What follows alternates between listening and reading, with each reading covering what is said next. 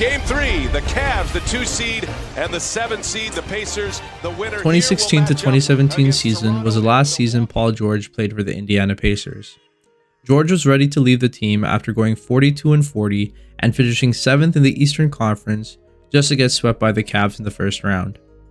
The year prior, the Pacers were again the 7th seed and lost to Toronto in the first round in 7 games.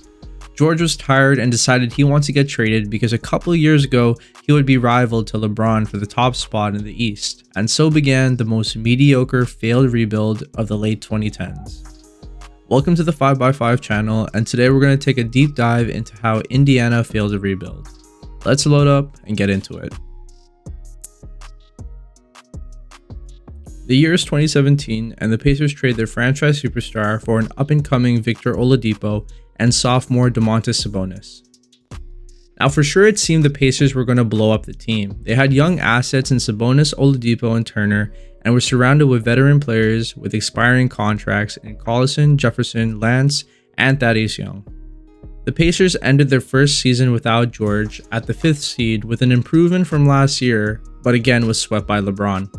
Yes, being swept again in the first round is a sign for help, but the person they got in return for their All-Star made his first All-Star appearance this season, and Sabonis made great improvements in his second year in the league.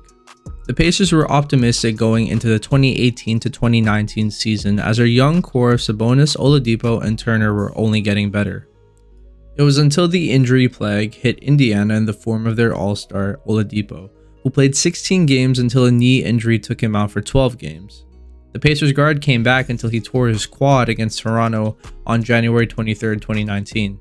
This caused the Pacers to move on without their young core and play through Indiana's favorite, Darren Collison. The Pacers again finished the 5th seed despite losing their All-Star, but got swept again in the first round, but this time by the Celtics. Now let's take a pause and see what has happened the past couple years. 2015 to 2016, first round exit to the Raptors. 2016 to 2017, first round exit to the Cavs. 2017 to 2018, first round exit to the Cavs. 2018 to 2019, first round exit to the Celtics. That's gotta hurt.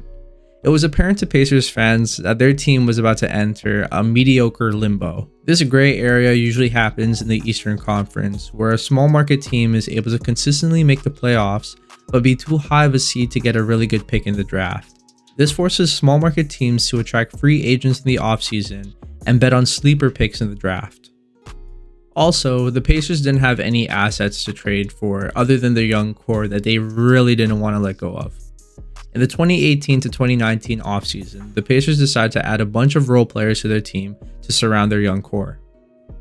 They let go of the veterans Young and Collison and signed some solid players in Brogdon, Warren, and Lamb, big guards that could surround Sabonis and Turner while their All-Star was out with injury. Indiana built their team to be solid. From point guard to center, the team wasn't bad, but they were just okay. Nothing special, just really bland. In the good news though, Sabonis had his breakout season, becoming an All-Star just in time for his extension next year. This was somewhat stunning for Indiana because they thought they were going to get their breakout season for Miles Turner. Remember him? This ended up starting the debate of who to keep, Sabonis or Turner.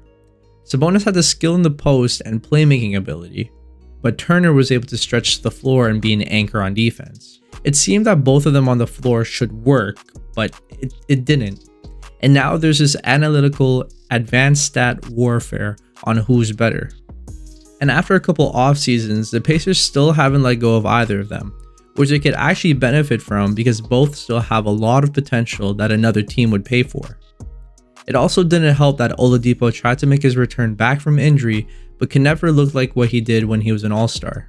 In 2019, the Pacers finished 4th, which is one up from the year prior, but were again swept in the first round, but this time by Miami. 5 seasons, 5 first-round exits, 0 trade ideas for Sabonis and Turner. The Pacers then fired their coach Nick McMillan and hired a new one because that's what you usually do. You don't blame your young core first, you blame the coach, right? And they kind of kept the team the same. They just added an extra Holiday sibling. The bright spots on this team though was Brogdon coming into his starting point guard role and the All-Star Sabonis. Unfortunately, with a dwindling Oladipo, the Pacers took part in one of the biggest mid-season trades in the NBA. The Pacers finally let go of a player, an injured player, but nonetheless a player. The Pacers in the 4-team trade would send Oladipo to the Rockets in exchange for Caris LeVert. Now, this was an improvement for the Pacers, but was it really though? LeVert is an exciting young player that has the ability to be great, but not the superstar that they're looking for that can impact the team right away. The 2020 season ended with the Pacers going 34-38, making the 9th seed.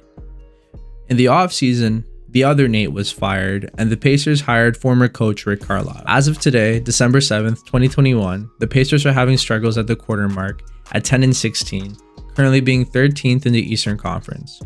Pacer fans now know that they are outmatched against younger teams in the East, and also with the recent news about shopping Sabonis, Turner, and Lavert, I really hope this time that the Pacers can commit to a full rebuild. Please like and subscribe for more content on the way. We're going to be doing weekly podcasts and somewhat daily videos. We're going to be doing a lot of more analyses and more storytelling with all of our content. So please like and subscribe again. And until next time, we're out.